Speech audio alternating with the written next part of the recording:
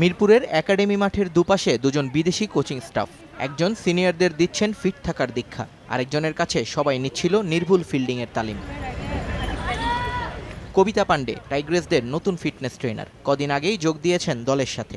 একের পর এক টানা ম্যাচ খেলায় ক্লান্ত নারী ক্রিকেটাররা। অবসাদ যাতে না আসে তাই ফিটনেস নিয়ে বেশ মনোযোগী টিম ম্যানেজমেন্ট। নতুন ট্রেনারের কাছ থেকে তাই ভালোভাবে নিজেদের বিষয়টা জেনে নিচ্ছেন সালমা রুমানারা। আমাদের ট্রেনার আসছে নতুন, তা যতটুকু আমরা 2-3 দিনে করলাম অনেক ভালো লাগছে। ওনার টেকনিক বা ওনার ফিটনেসের কাজ সব কিছুই মোটামুটি অনেক ভালো লাগতেছে। আসলে তাদের সাথে কথাবার্তায় অসুবিধা হচ্ছে না, সবাই ফ্র্যাঙ্কলি তাদের সাথে আলাপ করতে পারছে এবং তারা খুব অল্প দিনে আমাদের সাথে অ্যাডজাস্ট করতে পারছে, এটা সবথেকে বড় সাইন। এভাবে করতে পারলে আমাদের ফিটনেসও অনেক বাড়বে এবং সেটা মেইন ম্যাচে আমরা ভালো ইনপুট করতে পারবো।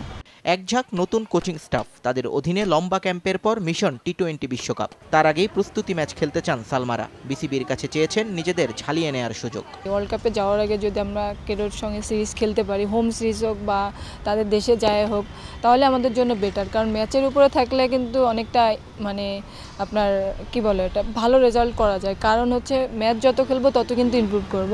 বিশ্বকাপের ভেন্যু উইন্ডিজে। আইসিসি টুর্নামেন্টে সুবিধা পেয়ে থাকে ব্যাটসম্যানরা, তবে প্রথাগতভাবে ক্যারিবীয় উইকেট কথা বলবে পেসারদের হয়ে। স্পিন নির্ভর দল তকমা থাকার পরও তাই আশা দেখছেন জাহানারা রোমানা। সাউথ আফ্রিকায় 2বার যে খেলেছি, আয়ারল্যান্ডেও খেলেছি, যেটা আমরা জানি যেখানে স্পিন খুবই কম কাজ করে।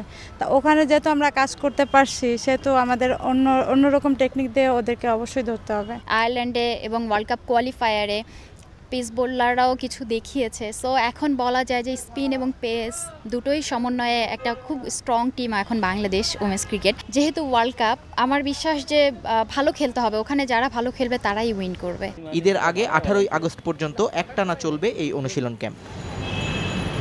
নিয়ন মোহাইমিন, সময় সংবাদ, ঢাকা।